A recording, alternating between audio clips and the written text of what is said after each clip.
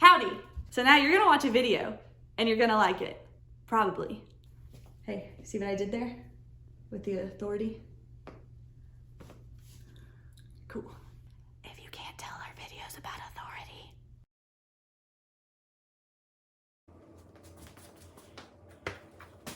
So in this experiment, there's a teacher and a learner. Repeat after me. 45, 28, 205, 461. 45, 28, 125, 263?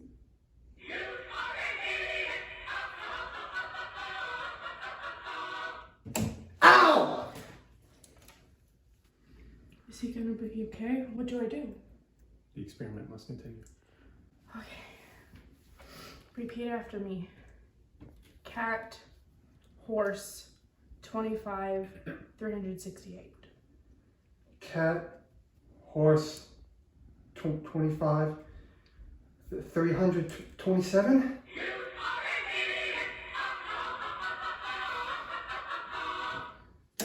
Ah! My heart! We can't. What do I do? The experiment must continue. Okay. Repeat after me. 28, horse, 27, 465, 39, an elephant. 25, 300, a horse, an elephant?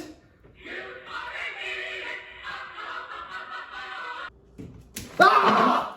Hi. How many of you think that you would have refused to keep going once he started to freak out or you saw that he was in pain? Come on, raise your hands.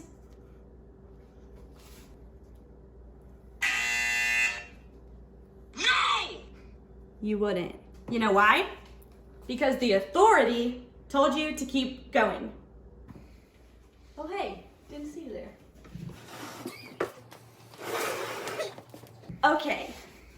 Milgram, before he conducted his experiment, he asked colleagues, grad students, and psych majors at Yale University to guess how many of the subjects would go all the way. The range was about 1 to 2%. He also asked a separate group of 39 psychiatrists, and they said 1 out of 1,000 people would go all the way. Want to take a guess at how many did? 2/3. Something shocking was that almost none of the 40 subjects quit their teacher job when the victim first began to demand his release, nor later when he started to beg for it even more, and even last when Milgram described definitely an agonized scream. Why? Milgram said it's because a deep-seated sense of duty to authority. Evidence of the obedience to authority 1. Without the researchers' directives to continue, subjects would have ended the experiment immediately. 2. When the researcher and the victim switched scripts, 100% stopped when the victim asked to continue. They weren't the authority, man. 3. When the researcher and the victim switched roles, no one continued, as the authority figure was demanding they stop.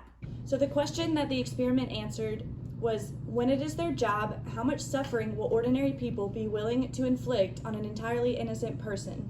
So what could make us do such things?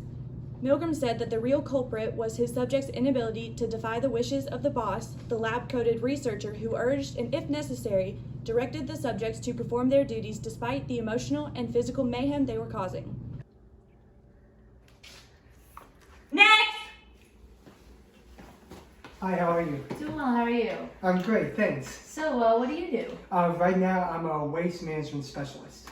So, like a garbage man? It's not exactly that, as we garbage. maintain. Now, wasn't that super awkward? Okay. How's it going? Hi, how are you? All right. So, what do you do? I'm a neurosurgeon. Oh, you're a neurosurgeon. Really? So why did that happen? Someone's title influences what you think about them. He was a neurosurgeon. That's pretty impressive. So you're automatically gonna think he's like better at everything. Now the other one was a garbage man.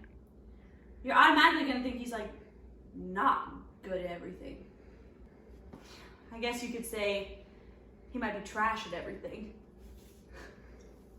So from our book, to further demonstrate the title concept, it gives an example of someone calling into a hospital saying that they're a doctor and that the nurses need to administer a certain drug to a patient. Now, the correct thing to do is to not do that. Guess how much percentage of nurses did it anyways? 95. You know why? Because the person said they were a doctor. If they called in and said, I'm a mailman and you need to do this, do you think they would have listened? Probably not. So quoted from our book, it says, our actions are frequently more influenced by a title than the nature of the person claiming it. Excuse me, miss. Could you do me a favor? No, I'm good, thanks. Yeah, excuse me, miss, can you do me a quick favor? Yeah, sure, what do you need? That's awesome. Hello again. What just happened? How many times have you been stopped by somebody who maybe doesn't look the greatest and you kind of get a little scared and you just like keep walking? But if like a nice looking person comes up to you, what are you gonna do? You're gonna stop and help because you think that because they look nicer that they're like safer or something. So the clothing concept of authority comes from the findings that it is very difficult to resist requests made that come from figures in authority attire. So how likely are you to do something for somebody who's in a business suit versus somebody in like street clothes?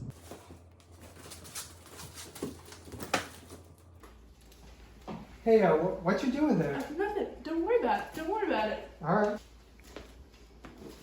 Ma'am, what are you doing? You just taking it back, you know? Cut it! So what just happened there? Why did she listen when the cop asked her what was going on, but when the other person asked her what was going on, she just, brushed it off? So the last concept is trapping. It is the last of the status symbols, but it goes along more with like expensive clothing, jewelry, types of emblems or whatever, So the example from the book deals with cars. So an economy car and a luxury car are in front of you at a green light. Which one do you think you're gonna give more time to before you honk at them, to get their butt going? The luxury car. So what can we do to combat this blind obedience and power of authority? So authoritative authority asks the question, is this authority an expert? It helps to give two important pieces of information. One, the authority's credentials, and two, the relevance of those credentials. So this helps us to avoid major pitfalls of automatic deference. It brings our attention to the obvious, and it moves away from the meaningless symbols. The second defense is called sly sincerity. So the question that it asks is, how truthful can we expect the expert to be? Even the best informed authorities may not present information truthfully.